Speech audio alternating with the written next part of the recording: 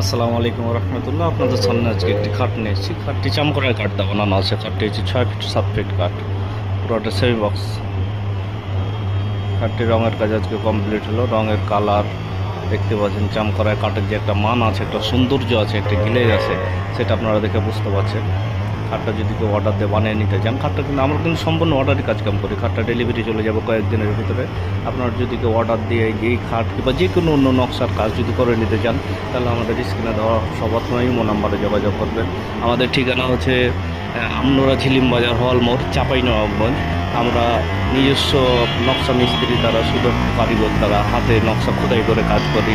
রঙের polish, চাঁচ spray ভালো মানেরটা ব্যবহার করি। রঙের গ্লেজ যেন ভালো হয়, যেন অনেক দিন টিকে।